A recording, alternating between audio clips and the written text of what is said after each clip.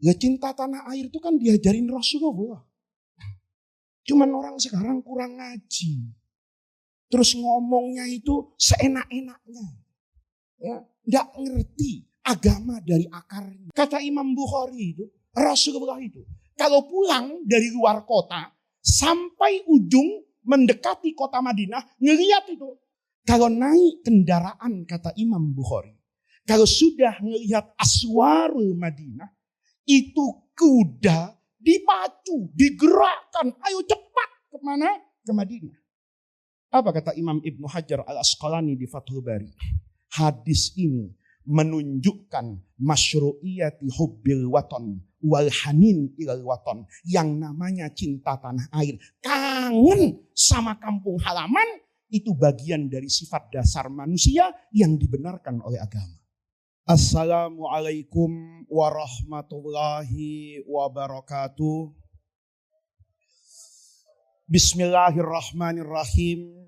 Alhamdulillahirabbil alamin. Wassalatu wassalamu ala asyrafil anbiya'i wal mursalin wa ala alihi wa sahbihi ajma'in. Amma ba'du.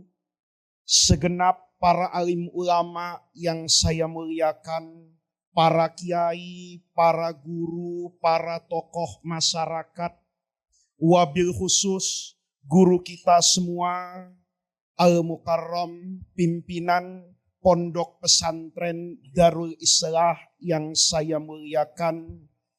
Sebenarnya saya itu selalu ingin datang ke tempat Kiai Amir, tapi ingin datang tidak disuruh ceramah Kiai. Karena setiap datang ke sini itu saya merasakan kedamaian, merasakan ketenangan, dan selalu membangkitkan optimisme bahwa Islam dan kaum muslimin itu baik-baik saja di Indonesia kalau perilakunya seperti yang ada di Darul Islah ini.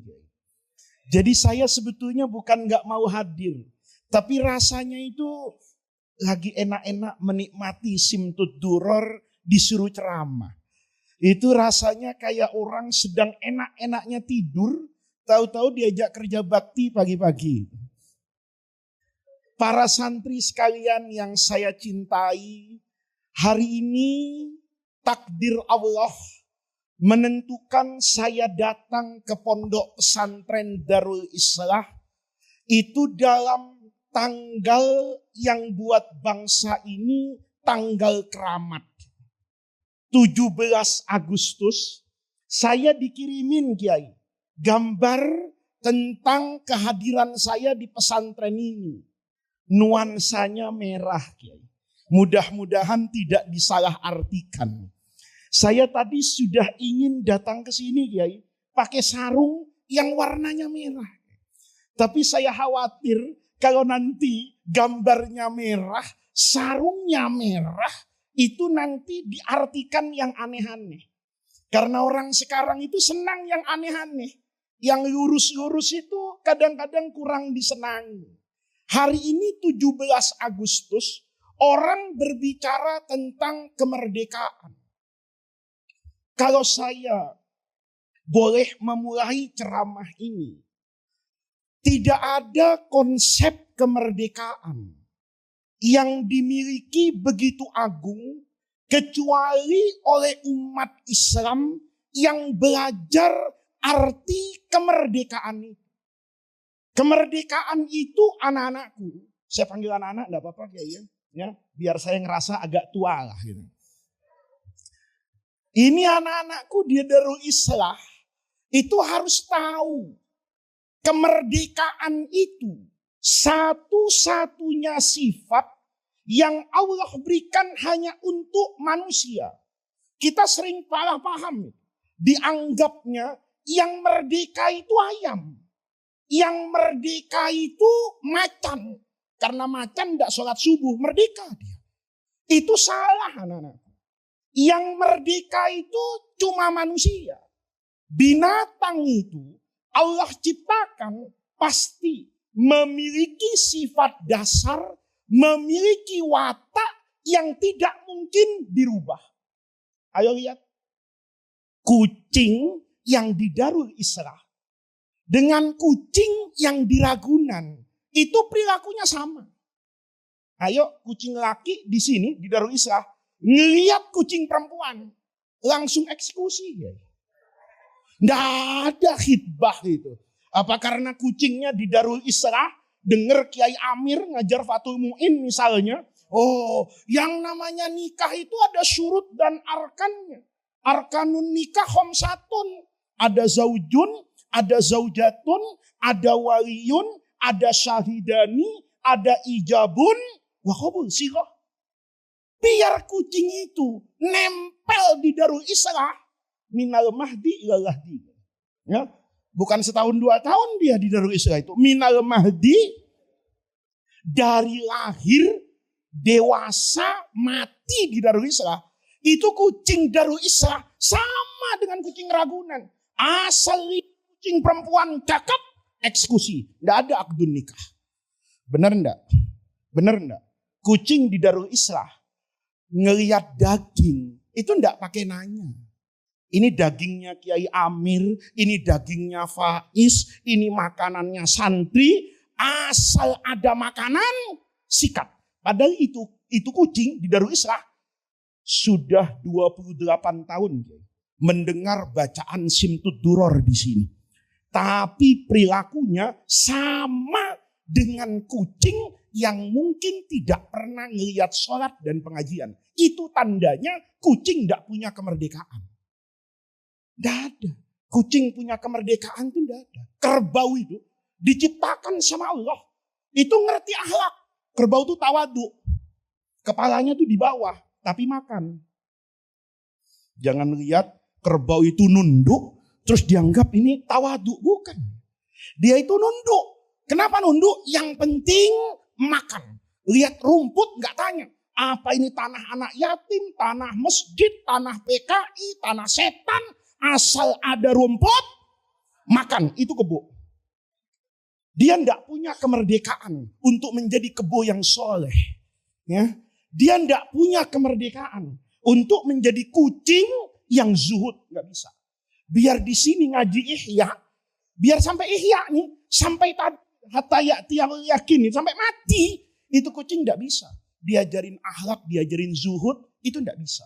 Dia tidak mungkin menjadi kecuali menjadi dengan sifat dasar, watak, dan ciri khas yang Allah ciptakan kucing itu untuk itu. Tapi manusia itu punya kemerdekaan. Karena dia punya 2 unsur. Unsur jasmani dan unsur rohani. Unsur jasmani itu tidak bisa. Kita tidak punya kemerdekaan. Kepengen mancung lahir pesek itu nasib. Ya, itu nasib. Ada teman saya bilang, saya pokoknya nanti mau cari istri yang cantik. Kenapa? Biar keturunan saya ganteng dan cantik. Alhamdulillah dapat istri cantik dia. Nikah anaknya 4. Alhamdulillah 4-4-nya nurun bapaknya. Ada yang salah cetak, ya kan? Ada yang warnanya tidak jelas ini. Ini hitam apa abu-abu gitu ya. Ya, kenapa? Dia dari aspek itu tidak punya kemerdekaan. Tidak punya. Ya Kiai Amir ayahnya siapa, saya bapaknya yang mana, itu tidak punya kemerdekaan manusia. Tidak bisa. Tapi manusia punya satu unsur yang namanya unsur rohani. Allah kasih akal, Allah kasih hati. Ini bebas merdeka. Ini bebas merdeka. Kata Quran, wahadainahun najdaini. Malam ini, Anda mau baca Simtud Duror, Anda mau gosip di medsos, itu pilihan Anda. Gak bisa. Saya baca Simtud Duror atas izin Allah. Kemudian saya terjerembab pada maksiat karena godaan setan. Tidak sama. Allah maha tahu. Nih, cara memahami qadar. Qadar itu sering salah. Kalau lagi enak, tidak bawa takdir. Kalau tidak enak, bawa takdir. Kalau lagi enak, kenapa? Kamu kok bisa jadi kiai? Bisa jadi santri yang pintar, pedagang yang sukses. Itu ngomongnya, saya belajar siang malam. Saya mesantren dari barat sampai ke timur. Di pesantren semua kitab saya kerjakan. Ibadah saya istiqomah. Sampai tahajud siang malam. Masya Allah. Sampai tahajud siang malam. Itu kalau sukses itu. Tapi kalau tidak sukses. Kenapa di pesantren? Ilmunya tidak ada. Jawabannya satu itu santri kalau tidak naik kelas. Kenapa tidak naik kelas? Takdir. Kenapa tidak berjodoh? Takdir. Kenapa miskin? Takdir. Padahal semuanya itu pilihan manusia. Allah tuh tidak ada ngatur-ngatur. Allah tuh ngaturnya cuman Allah tuh tahu. Kalau kita baca akidah Ahlus Sunnah, yang namanya takdir itu lahir bukan dari sifat paksaan Allah. Tapi lahir dari sifat Allah yang alim maha tahu. Allah tuh tahu sebelum adanya alam semesta. Kalau 17 Agustus 2002 Faiz datang ke Darul Islah pakai jas coklat, datangnya habis Isya, minumnya teh jahe, kurma ajwa 1, kurma ambar 2 tadi saya makan. Ya, lapor sama Kiai Amir. Itu Allah udah tahu. Karena Allah maha tahu. Apa yang Allah tahu, Allah tulis di Lauhil Mahfuz. Dan Allah ilmunya tidak mungkin salah. Apa yang Allah tahu, ditulis di Lauhil Mahfuz, itu namanya qadha. Begitu 17 Agustus, saya datang seperti apa yang Allah tuliskan, itu namanya qadar. Nih, jadi manusia itu punya kebebasan. Anda mau sholat, Anda tidak sholat. Anda mesantren, Anda tidak mesantren. Itu Anda punya kemerdekaan. Karena Anda punya kemerdekaan, lihat agama bilang. Orangnya diminta mawas diri, ada yang namanya hisab. Jadi kalau orang itu tidak ada kemerdekaannya, tidak dihisab sama Allah. Macan itu nanti di akhirat tidak dihisab atas kezalimannya jadi pemimpin. Ya. Jadi saudara itu kalau nanti mau jadi presiden langsung masuk surga, jangan di Jakarta. Jangan jadi presiden Indonesia, jangan jadi gubernur DKI. Itu tanggung jawabnya di akhirat besar. Tapi kalau jadi gubernurnya binatang di hewan tuh, jadi presidennya binatang di hutan, Anda tidak ada tanggung jawab. Tidak ada. Terus macan dihisap atas kezalimannya, tidak ada. Karena macan itu diciptakan sama Allah memang suka zalim. Jadi kalau Anda suka zalim, itu salah casing. Gitu loh. Mestinya casingnya apa ini? Ya terserah lah. Casingnya apa? Bukan manusia. Tapi kalau casing manusia, kemerdekaan. Merdeka ada tanggung jawabnya. Lihat di Indonesia. Umat Islam di Indonesia ini umat Islam yang cakep. Cuman sedihnya, kita itu sering menjelekkan diri kita sendiri, menjelekkan negeri kita sendiri. Nggak tahu kalau negeri Indonesia, ini kalau nanti waktunya cukup nih sampai Pancasila. Kalau nanti NKRI, semua sendi kehidupan berbangsa dan bernegara Indonesia itu diputuskan bukan semau otak bangsa Indonesia. Itu pakai landasan agama yang luar biasa. Supaya anak-anakku tahu. Jangan kayak orang sekarang itu. Sekolahnya pintar separuh, begonya banyak. Gitu. Ya. Indonesia itu negara kafir, Pak. Yang beriman itu apa? Kalau negaranya itu khilafah. Itu kelihatan tidak ngaji. Itu kelihatan tidak ngaji, tidak belajar. Gitu. Punya semangat, nggak pakai ilmu. Ya kalau Islam itu anak-anakku, ketika Indonesia itu mau kita merdekakan, ulama itu kumpul. Kumpul bahkan sebelum PKI. Yang ada PKI-nya supaya hati-hati saya. Ya. Itu Badan Penyelidik Usaha Persiapan Kemerdekaan Indonesia.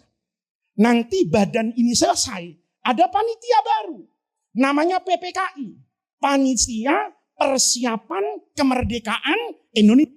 Ini mau kita ambil dari Belanda. Ini mau kita ambil dari Jepang. Itu ulama mikirnya jauh sebelum ada dua kepanitiaan ini. Apa yang dipikirkan? Yang pertama, status Indonesia. Kepulauan Nusantara itu statusnya apa? Yang pertama. Yang kedua, bentuk negara. Kalau menang kayak apa? Kalau orang sekarang kan enggak. Islam menang, takbir. Habis itu enggak ngerti. Nanti kalau dia menang jadi presiden, itu bentuk negara kayak apa, isi konstitusi bagaimana, pidana perdata kayak apa, struktur eksekutif, yudikatif, legislatif kayak apa, enggak ngerti. Ngertinya cuma takbir. Allahu Akbar yang satu, sami Allahu liman hamidah. Rabbana lakal hamdu nanti. Lah ini mau berjamaah, apa mau bangun negara? Lah saya ngomong gini pedas. Pedes saya, karena enggak takut tidak diundang lagi. Karena kayak Amir bilang malam Jumat saya datang ke sini. Ya, kalau saya pidato ngomong ya pedes-pedes.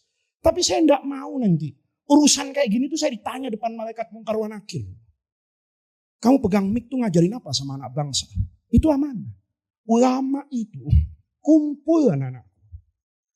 Kan mereka tahu kezaliman Belanda masa itu. Kan mereka tahu kezaliman Jepang. Kemudian kita lawan Belanda. Kalau ngelawan Belanda, kemungkinan mati.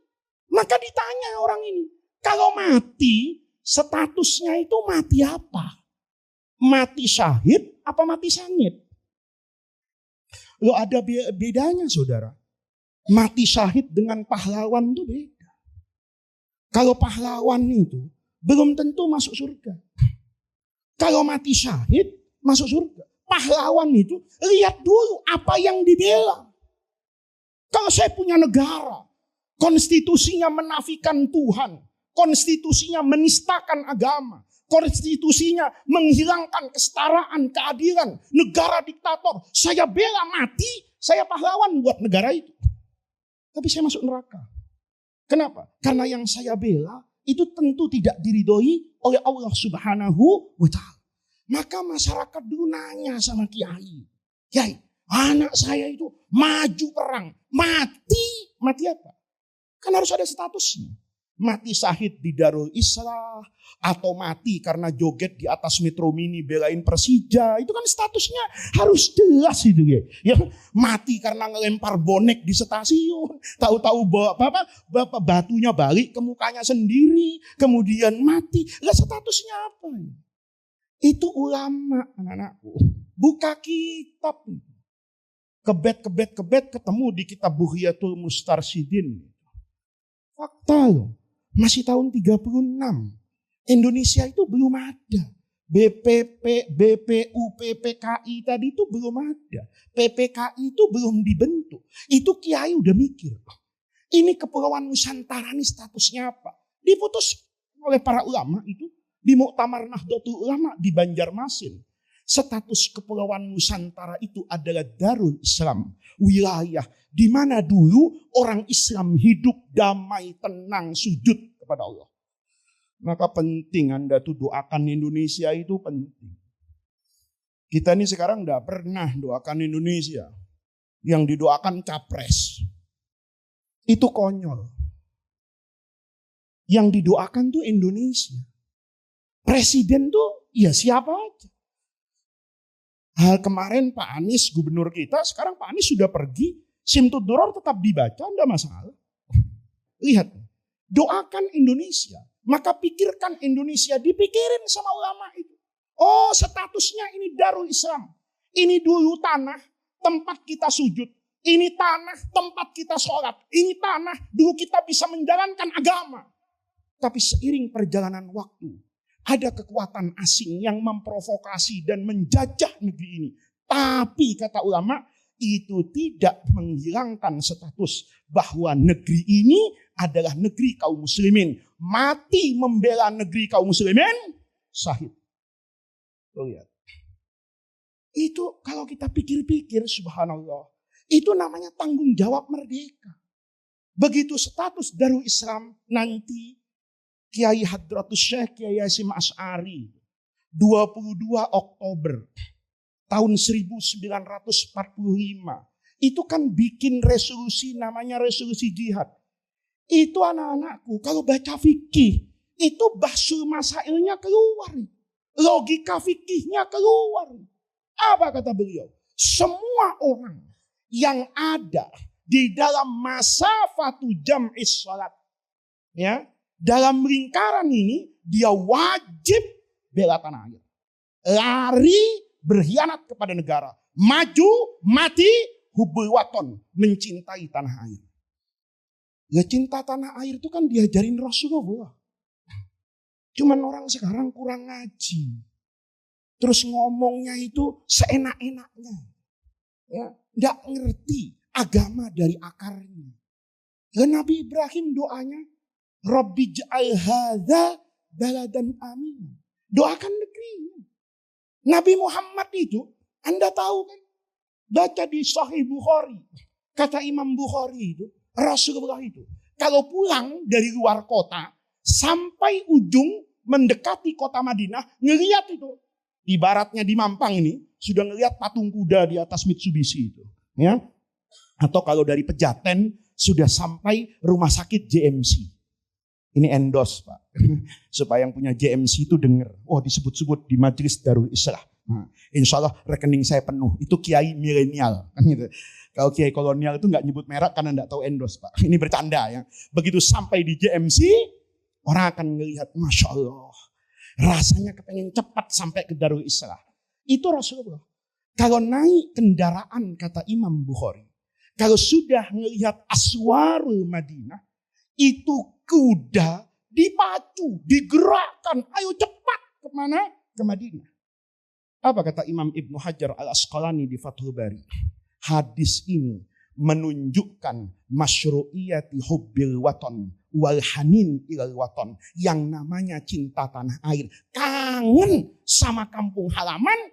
Itu bagian dari sifat dasar manusia yang dibenarkan oleh agama. Coba lihat tuh. Islam itu setia sama negara. Pakai dalil. Pakai hadis. Nah ini sekarang anak-anakku. Itu kita gambarkan tanggung jawab ulama. Oh cinta tanah air. Bela jihad mati untuk kedaulatan Republik Indonesia. Selesai di situ. Hampir jam 10:30 nanti ini. Cepat pindah-pindah sedikit. Yang kedua bentuk negara. Kiai itu rapat musyawarah. Bentuk negara ini apa? Lihat. Bentuk negara itu kan banyak. Ada negara agama kayak dulu contohnya di Eropa misalnya. Ada negara sekuler yang di Eropa sekarang ini. Ada banyak orang yang berinteraksi dengan banyak orang. Maka kemudian di Indonesia ditanya ini. Bentuk negara itu apa? Lihat ulama. Kalau ngaji. Orang itu kalau mau berfatwa. Itu harus paham masalahnya. Kalau tidak paham masalahnya. Jangan berfatwa. Orang tuh kalau berfatwa. Itu harus tahu ini barang apa ini. Kalau dia ngerti baru fatwa. Ada barang yang gampang dikasih fatwa misalnya. Santri Darul Islah nanya sama saya. Apa hukumnya makan daging kambing? Halal. Asal punyamu disembelih halal. Asal punya kamu didapatkan secara halal disembelih halal. Ada anak Darul Islah nanya sama saya. Apa hukumnya makan ikan gurame? Halal binatang air. Nanya lagi apa hukumnya makan daging babi? Haram. Apa hukumnya makan daging anjing? Haram. Gampang. Tapi kan ada binatang yang nyusahin kiai. Namanya anjing laut. Mau dibilang anjing di laut. Mau dibilang di laut. Anjing. Ini ngerepotin kiai ini binatang. Kenapa? Anjing jelas haramnya. Tapi binatang laut paling halal. Ayo. Sapi itu halal. Tapi syaratnya diapakan? Sembelih. Kalau ikan tongkol, perlu disembelih. Terus datang ke sini kiai, gimana caranya nyembelih ikan tongkol? Oh, otakmu aja disembelih kan gitu. Karena yang namanya ikan itu, jangankan hidupnya sudah jadi bangkai kata hadis Nabi itu, at-tahuru ma'uhu al-hilu maitatuhu. Ini Nabi bilang, kata Nabi, semua bangkai di laut hukumnya halal. Kecuali bangkai kapal, ada yang punya. Nggak boleh nanti ke Tanjung Priuk nyelam. Tahu-tahu nemu kapal ada emas batangan 3 ton. Alhamdulillah. Wa may yattaqillaha yaj'al lahu makhraja wa yarzuqhu min haitsu la yahtasib. Kata guru, semua bangkai di laut hukumnya. Nah, itu perlu juga otaknya dirinso sedikit. Maksudnya yang halal itu binatang. Lihat, anjing laut kan begitu. Dilihat mukanya anjing, dipegang badannya ikan. Mau ditanya nggak punya kartu keluarga? Ya, kalau punya kartu keluarga kan enak. Ente tuh keluarga siapa sih? Keluarganya anjing apa keluarga ikan? Enak. Oh Pak Ustadz, saya keluarga ikan. Oh halal. Oh saya turunan anjing. Ya, kakek saya anjing, buyut saya anjing, atasnya anjing. Berarti hukumnya gampang. Ini anjing laut nih, benda ini apa? Loh, kalau nggak ketemu, hukumnya pasti beda. Begitu didudukan anjing nih, anjing laut di tengah. Anjing darat sebelahnya, ikan sampingnya, ikan lumba-lumba. Itu sampai hari kiamat, nggak putus hukumnya. Kiai yang satu bilang ikan halal. Kiai yang satu bilang anjing haram. Nggak bisa disamakan. Nyamakan anjing laut aja nggak bisa. Apalagi nyamakan capres, lebih nggak bisa. Gitu. Lebih nggak bisa, pasti punya selera orang. Ada orang nyaman dengan tokoh A, ada orang tokoh B. Lah, itu fakta. Kalau nggak paham, sulit untuk menentukan hukum. Jangankan hukum yang nggak ada contohnya, yang dikasih sama Nabi, satu guru, satu ilmu, itu orang bisa berbeda kok.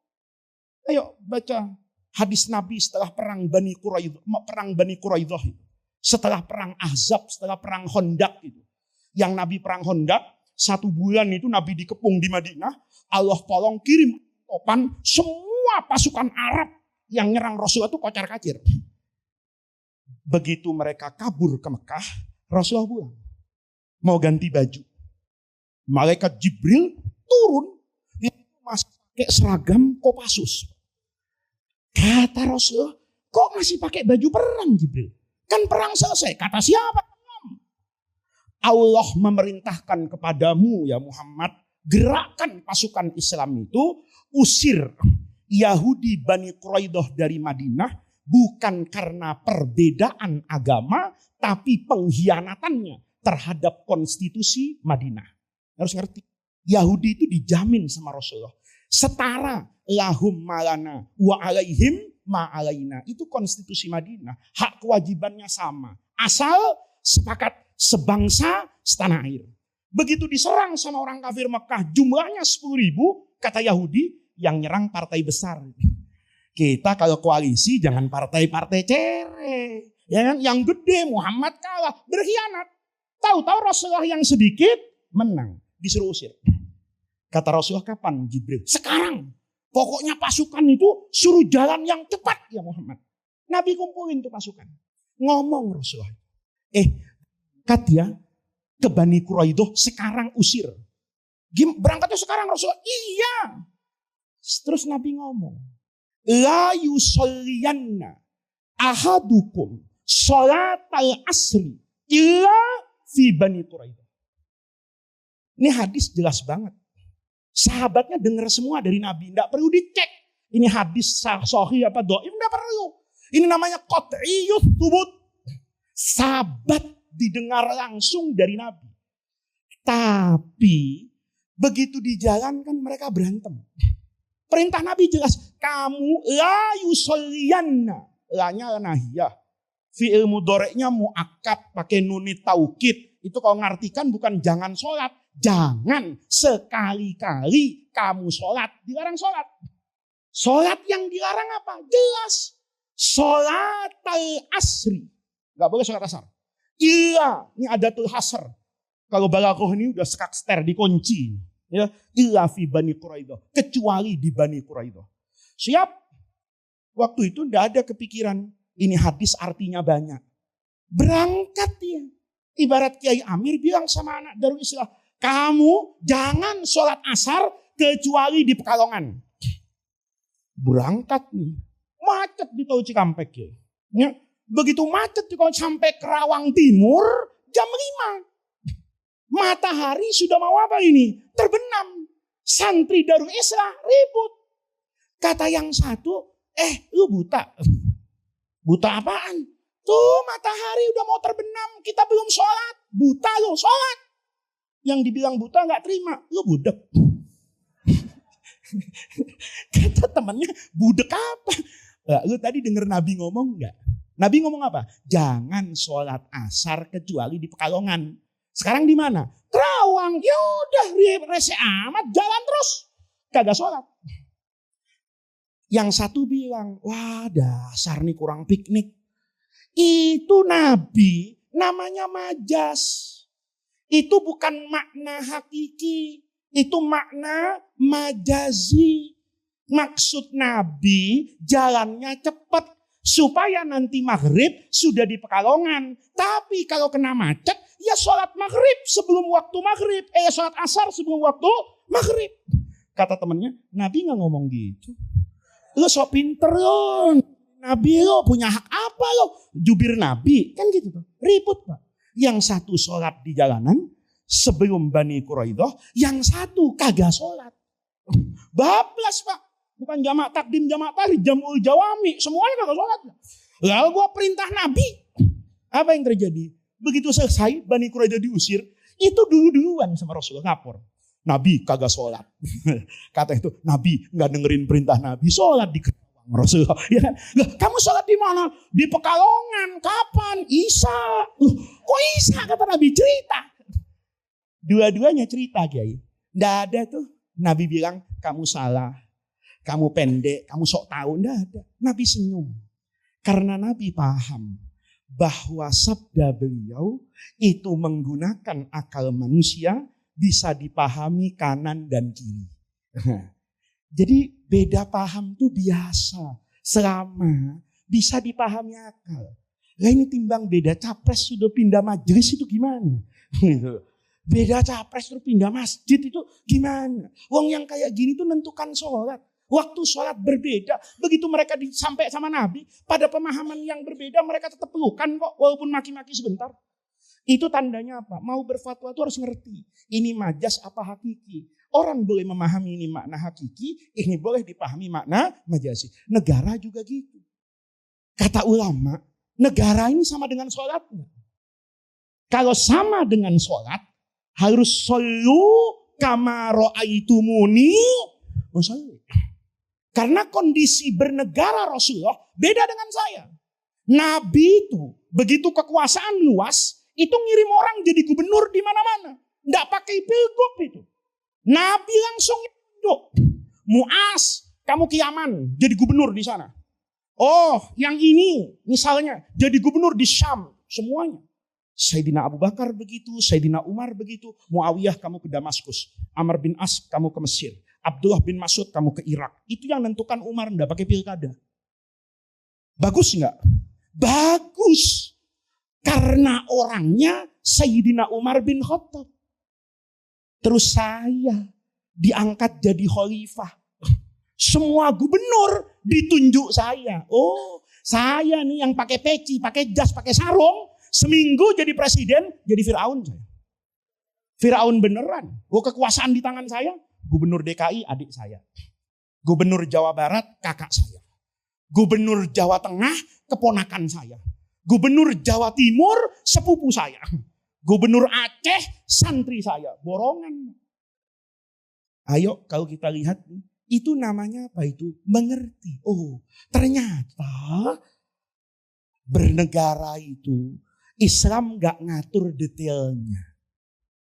Islam itu memasukkan negara dalam bab politik. Politik itu maksud masuknya di bab muamalat.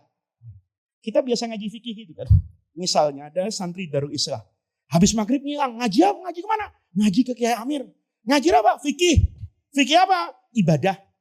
Kalau sudah fikih ibadah, ya mulainya dari toharoh. Aksamul miyah, wudhu, tayamum, mandi, sholat, puasa, seterusnya itu namanya ibadah. Loh, kalau Isya ngaji sama Faiz. Ngaji apa? Fikih muamalat. Paham? Oh, kalau muamalat Itu namanya jual beli. Oh, itu namanya sewa menyewa. Itu namanya fikih muamalat. Ada bedanya. Kalau fikih ibadah, cari dalilnya. Kalau fikih muamalat, tahu doang, nggak ada dalil yang mengharamkan. Teknisnya nggak dibahas. Ayo, kita belajar. Setiap bab muamalat itu pasti belajar sighatul aqdi. Sighatul aqdi itu namanya ijab qabul. Ijab qabul itu dalam fikih nggak ada contohnya. Walaupun waktu ngaji Fathul Qorib di pesantren dikasih contoh. Amal ijabu, adapun ijab penyerahan. Faqaulul ba'i, misalnya perkataan penjual, bi'tu, saya jual. Adapun qabul, qaulul mustari misalnya kalau jual beli, istaroitu, saya beli. Itu namanya ijab. Kalau harus kayak gini, Masya Allah, masuk ke Lotte Mart di Kuningan. Ngajak bininya, belanja bulanan. 4 gerobak. Begitu sampai kasir ngomong, maaf Mbak kasir ya, saya ini kiai syariat. Ya, Hatam Fathul Mu'in. Saya ajarin ya, jual beli yang islami. Kalau enggak, Anda menentang hukum Allah, penistaan agama. Oh. Kata mbaknya, gimana Pak Ustadz? Mbak yang ambil ya Indomie dari keranjang nih 1. Mbak bilang dulu sama saya, Pak Ustadz saya jual. Jangan masukin keranjang. Tunggu kata-kata saya. Iya Mbak, saya beli. Baru masukin keranjang 1. Nanti ambil lagi. Itu transaksi kayak gitu. Pulang benjol kepalanya. Kenapa? Dilempar orang pakai kaleng susu dari belakang. Lama amat. Paham? Kalau ijab qabul Islam ngajarin kayak gitu, waduh, bisa banyak orang murtad itu. Gue cari agama lain nah. Kenapa? Susah bener transaksi 1, bener enggak? Ayo, pakai logika. Ya, makanya kata ulama, oh, negara ini muamalah. Kalau muamalah, kaidah fikihnya bilang al-aslu fil muamalati al-ibahah. Boleh cara apa saja sampai ada dalil yang mengharamkan selama hak dan kewajiban maslahah ammah terwujud, maka hukumnya menjadi apa ini? Halal. Yuk, nikah sekarang. Pakai video boleh nggak? Dulu zaman Nabi nggak boleh. Kenapa? Orang kawin semadina. Tapi orang sekarang bisa jadi. Pengantin lakinya masih ditarim sama Habib Umar bin Hafiz. Pengantin perempuannya sekolah akuntansi di Amerika. Walinya ada di Cisarua. Saksinya 1 di Medan, 1-nya di Manokwari. Mau dikumpulin? Bisa kalau duitnya banyak. Kalau udah ngebet duitnya kurang, apa Islam menghalangi? Nggak bisa. Yuk pakai Zoom. Ini berarti Darul Islah punya kesempatan menambah fikih baru di Fathul Qorib. An-nikahu abrozum, ya kan? Nikah pakai Zoom, nikah pakai video conference, sah apa enggak? Ya kan enak Pak. Begitu sah, saya nih, kepala apanya nih, kepala penghulunya nih, kepala KUA-nya, yang milenial, ya, yang handphonenya Samsung S23 Ultra, yang ngerti teknologi. Ya. Begitu saya tes. Ini pengantin laki di mana? Ditarim. Benar kok ditarim. Ayo goyang-goyang. Keluar. Mana Darul Mustafa? Pelangnya. Oh benar berarti. Saya enggak ketemu orangnya. Tapi saya yakin. Kalau namanya A, dia betul-betul sedang ada di mana itu? Ditarim. Pengantin perempuan ada di mana? Ada di New York. Coba salaman. Misalnya cari aja orang Amerika. Ya. Saya tanya Amerika, benar Anda di Amerika? Benar. Oh kelihatan nih. Salju Pak hujannya tuh lihat. Makanannya keju. Ya kan? Kalau di Amerika tahu-tahu rumahnya dari bambu, ada jengkol. Perlu curiga. Jangan-jangan settingan ini. Ya kan? Bukan di Amerika ini, di Jasinga ini. Kenapa? Lah segala singkong ada semuanya. Lah ini Amerika mana? Nggak yakin saya. Tapi begitu yakin, bisa nggak akad nikah kayak gitu? Bisa. Kenapa? Islam gak ngurus tekniknya. Makanya negara dari awal, negara Pancasila itu kata ulama, ini kan cuman wasilah. Tujuannya apa? Tujuannya Anda sujud. Tujuannya apa? Anda makan. Tujuannya apa? Anda punya baju. Tujuannya apa? Anda jadi masyarakat yang baik. Kalau yang baik ini bisa diwujudkan dengan cara apapun, maka dia menjadi Islam. Lihat. Khalifah itu sebenarnya Pak, berhenti di Sayyidina Ali. Kalau Bapak mau bilang sistem yang dibawa Nabi, berhenti di Sayyidina Ali. Karena Khulafa ar-Rasyidin itu mengajarkan betul-betul kesetaraan dan kebebasan siapapun mau jadi khalifah. Ayo lihat. Itu tidak pernah membayangkan kalau dia jadi pengganti Rasulullah. Waktu dibaiat sama Sayyidina Umar, itu nggak mau Abu Bakar. Asalnya itu, ya Anda bacalah kejadian di Saqifah Bani Sa'idah itu. Itu Sayyidina Abu Bakar yang nenteng Umar. Ayo Umar, kamu yang harus dibaiat jadi khalifah. Diduin sama Umar, Abu Bakar yang jadi khalifah. Abu Bakar begitu mau meninggal, wasiat. Yang jadi pengganti saya itu Umar. Padahal Umar bukan apa itu? Bukan saudara, bukan anaknya. Nggak ada darah kecuali dari suku Quraisy yang besar. Ini At-Taimi, Sayyidina Abu Bakar. Sementara Sayyidina Umar itu Bani Adi. Nanti turun ke Sayyidina Utsman. Itu Bani Abdi Samsin. Nggak ada. Umar nggak pernah minta. Abu Bakar, capresin saya dong. Ya. Tolong, terus dipajang foto Abu Bakar berdua Umar di mana-mana. Ya kan? Sebagai tanda kalau Sayyidina Umar itu adalah pilihan Sayyidina Abu Bakar. Nggak ada. Nggak pernah kebayang kayak gitu. Nggak pernah. Sayyidina Umar meninggal. Begitu mau meninggal, kata orang-orang, wasiat. Guru, kayak dulu Sayyidina Abu Bakar itu. Sayyidina Umar bilang enggak. Kalau saya berwasiat, saya niru Abu Bakar. Kalau saya tidak berwasiat, saya niru Rasulullah. Dua-duanya sama-sama baik. Apa kata Umar? Saya enggak nunjuk orang. Tapi nunjuk calon. Calonnya ada 6.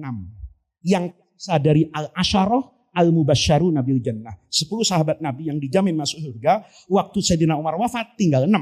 Kata Umar, pilih dari yang 6 ini. KPU-nya ada itu. Sayyidina Abdullah bin Umar. Kamu yang nyatat ya. Tapi kamu tidak punya hak suara. Tapi kamu jadi panitia. Tanya orang banyak itu. Maunya pengganti saya siapa? Itu terjadi kan. Maka calon kuatnya 2 ini. Ya, kalau kita kan 3. Ini 2. Ya kan? Kalau Indonesia kan 3 nih. Ya, 2 nih. Sayyidina Ali dengan Sayyidina Utsman. Nanya di pasar-pasar. Banyak sahabat yang masuk ke panitiaan tadi melihat bahwa orang kepengennya Sayyidina Utsman supaya berganti warna kepemimpinan karena Sayyidina Ali itu dengan Sayyidina Umar 11-12. Orang kepengen yang 11-15. Maka dipilih Sayyidina Utsman. Terjadi. Itu khilafah. Selesai ini semua, ada khilafah. Namanya Umayyah.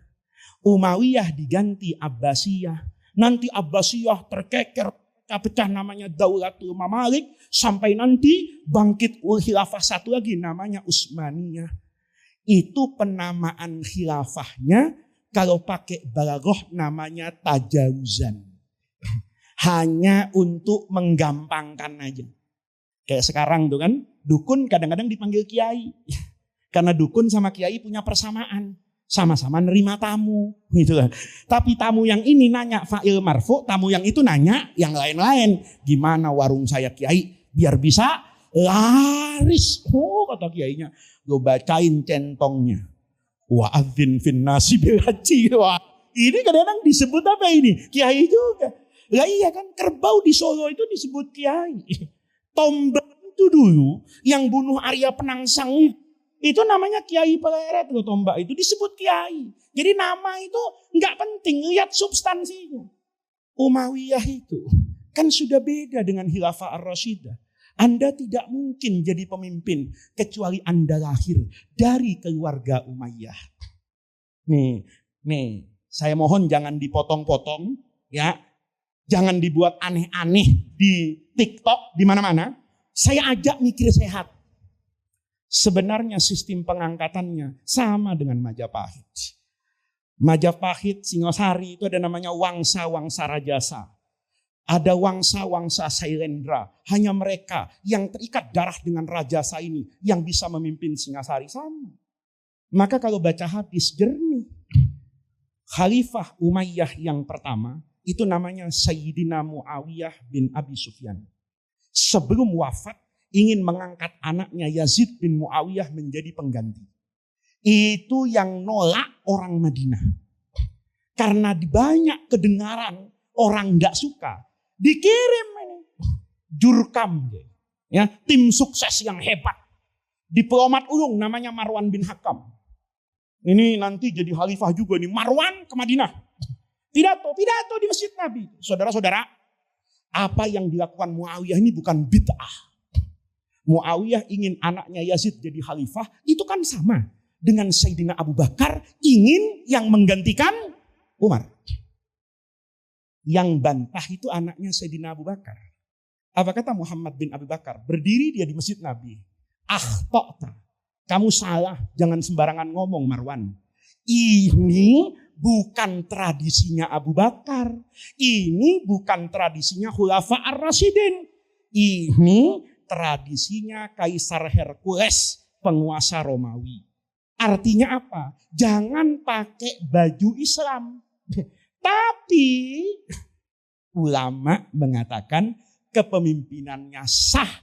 Mau seperti Khulafa ar-Rasyidin, mau seperti kerajaan kayak Majapahit, hanya pada keluarga dan anak. Imam Syafi'i nggak resek waktu itu. Imam Abu Hanifah mengakui Abbasiyah. Imam Syafi'i mengakui yang namanya Abbasiyah.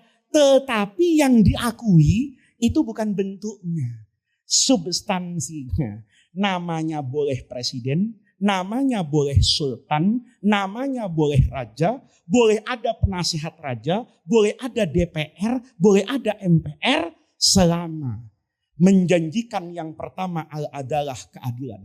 Menjanjikan al-musawat, kesetaraan. Siapapun yang nyolong, potong tangannya. Jangan dibedakan. Kalau bangsawan bebas, kalau rakyat kena hukuman. Tidak bisa. Tapi kalau raja menjamin al-musawah, kesetaraan. Menjamin al-hurriyah, kebebasan orang. Menjamin raqabatul ummah, pengawasan sosial. Menjamin ibadah orang.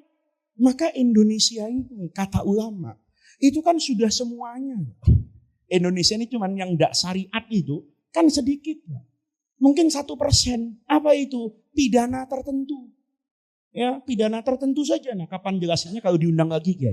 Ya, bikin teori pidana Islam tuh kayak apa, perdata Islam tuh kayak apa, supaya orang tuh nggak gampang-gampang memvonis ini kafir, ini bukan negara Allah, ini bukan, ini enggak lah. Bangunan fikihnya jelas. Jadi kemerdekaan itu buat umat Islam menjadi tanggung jawab. Tanggung jawabnya apa? Umat Islam kemudian membuat negara. Negara ini Anda bisa lihat asal berketuhanan. Setelah berketuhanan ditambahin piagam Jakarta. Berdasarkan ketuhanan dengan kewajiban menjalankan syariat syariat Islam buat pemeluknya. Nanti dihapus nih, diganti ketuhanan yang Maha Esa. Itu umat Islam nggak pernah rewel. Kenapa? Karena ini cuma wasilah, cara. Tujuannya kesejahteraan. Tujuannya Anda sholat. Tujuannya Anda baca maulid. Itu terwujud, maka itu dikatakan Islami. Ya, nanti kalau diundang lagi, saya kasih pencerahan. Bung Karno itu tahun 1954 oleh Nahdlatul Ulama itu dikasih gelar Waliyul Amrid Daruri Bisyauka. Ini orang yang kurang piknik bilang NO itu oportunis. Jilat Bung Karno dikasih gelar imam. Tanpa ada yang mau belajar bahwa gelar Imam Bung Karno itu basisnya fikih menyelamatkan begitu banyak orang dari dosa perzinaan atau anak yang lahir di luar nikah. Kenapa begitu? Kalau saya diundang lagi, saya jelaskan. Kalau tidak diundang lagi, Anda cari di Google, mudah-mudahan tidak salah jalan. Ya, kita sama-sama doakan Kiai Amir, keluarganya, pesantren Darul Islah ini, mudah-mudahan istiqomah membangun masyarakat, membangun umat. Saya senang sekali, rasanya Darul Islah itu sudah berkembang. Ya, saya kemana-mana itu sering ketemu. Di sini ada Darul Islah, di sini ada Darul Islah, di sana ada Darul Islah. Alhamdulillah. Mungkin sekarang sudah berapa Kiai ya? sudah susah untuk diingat lah ya. Ini alhamdulillah kita doakan mudah-mudahan Kiai Amir, mudah-mudahan Pondok Pesantren Darul Islah ini bisa menjadi makkolan, pengingat, pengikat antara al-ilmu wal iman. Di sini ada iman, di sini ada ilmu, di sini ada ma'rifah, di sini ada bayan, di sini ada pengetahuan luas, tapi di sini pula ada al-akhlaqul karimah. Mudah-mudahan Allah jaga pesantren ini, Allah jaga kiai, Allah jaga santri-santri, Allah jaga muhibbin, Allah jaga orang-orang yang masuk ke Darul Islah dan orang Darul Islah yang keluar ke masyarakat, semuanya dibersamai oleh Allah Subhanahu wa taala untuk sampai pada ridho Allah di dalam al-firdausul a'la. Rabbana atina min ladunka rahmah wa hayyi lana min amrina rasyada. Allahumma la tahribna khaira ma indaka li syarri ma indana. Kurang lebihnya saya mohon maaf. Wallahul muwaffiq ila aqwamit thariq. Assalamualaikum warahmatullahi wabarakatuh.